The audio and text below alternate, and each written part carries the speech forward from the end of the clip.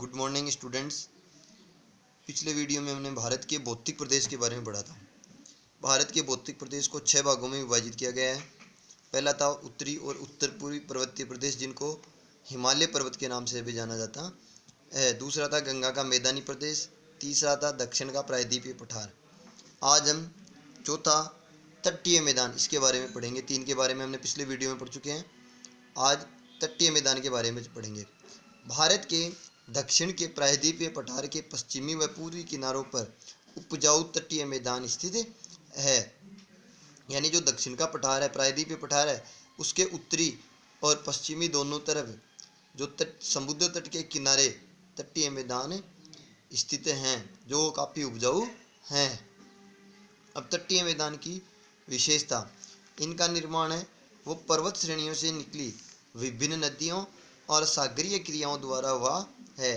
कि तटीय मैदान है, इनका निर्माण किस प्रकार हुआ। प्रश्न आ सकता है कि तटीय मैदानों का निर्माण किस प्रकार हुआ है। तो इन तटीय मैदानों का निर्माण वो विभिन्न जो पर्वत श्रेणी है, जो विंध्याचल पर्वत श्रेणी है, सतपुड़ा है, पढ़ी थी हमने।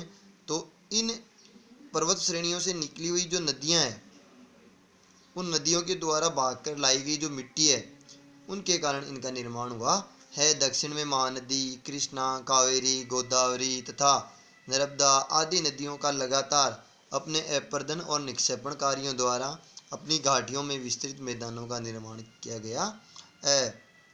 यानी ये नर्मदा, गोदावरी, कृष्णा, कावेरी, महानदी आदि जो नदियां हैं, इनके द्वारा जो बहाकर लाई गई मिट्टी है, वो इनकी घाटियों में जो इकट्ठी हो गई है, जिनके कारण इन तटीय मैदानों का निर्माण हुआ है। दूसरा है कि इसके अलावा इनका निर्माण है वो सागरीय क्रियाओं के द्वारा भी हुआ है। जो समुद्र की से जो होने वाली जो क्रियाएं हैं, यानी जो समुद्र में चक्रवात वगैरह आते हैं, तो उनके कारण भी समुद्र जल के साथ में बहकर कुछ जो अवयव है वो चले आते हैं, जो इन मैदानों के निर्माण में उनकी भी सहायक है।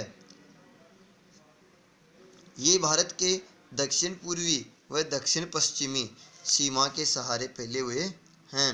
दक्षिण पूर्वी भी है और दक्षिण पश्चिमी दोनों सीमाओं के सहारे फैले हुए हैं।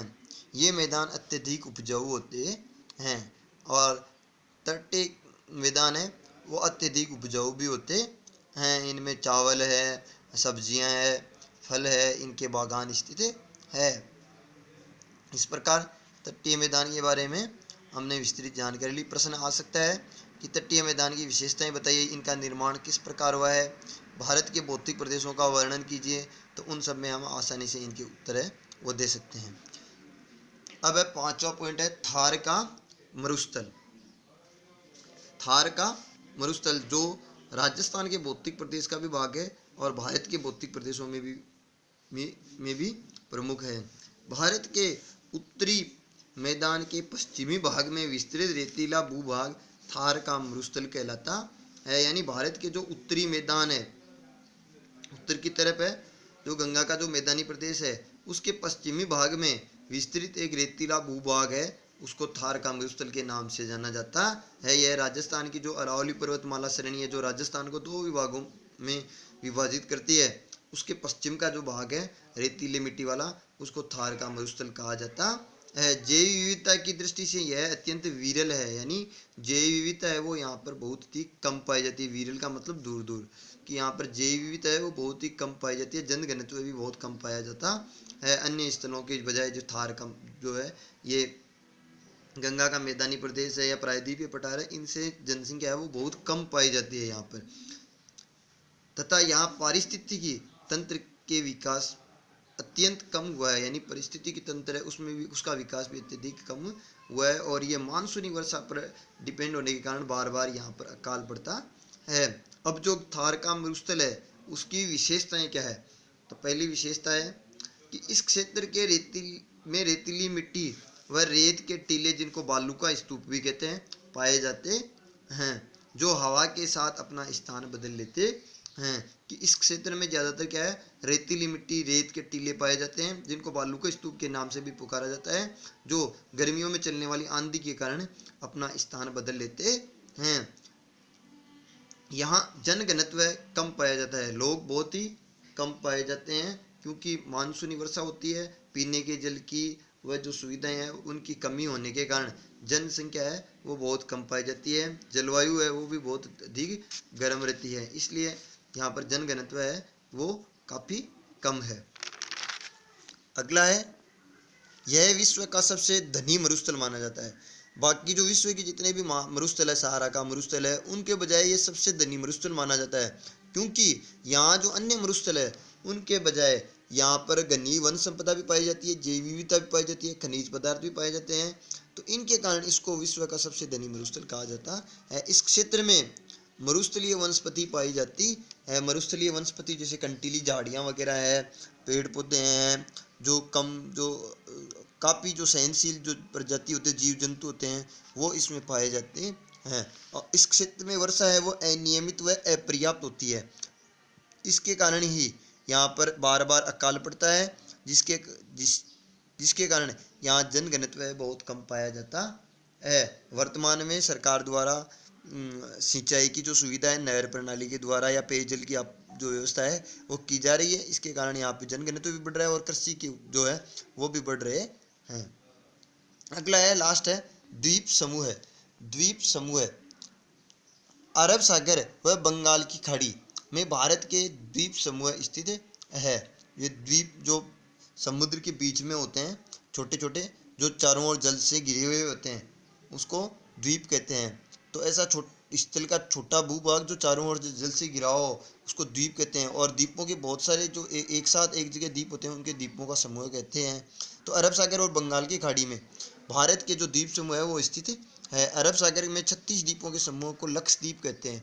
जो अरब सागर में 36 द्वीपों का जो समूह है उसको लक्षद्वीप के नाम से पुकारा जाता है। भारत जो बंगाल की खाड़ी में स्थित जो 247 द्वीपों का समूह है उसको अंडमान निकोबार द्वीप समूह के नाम से जाना जाता है।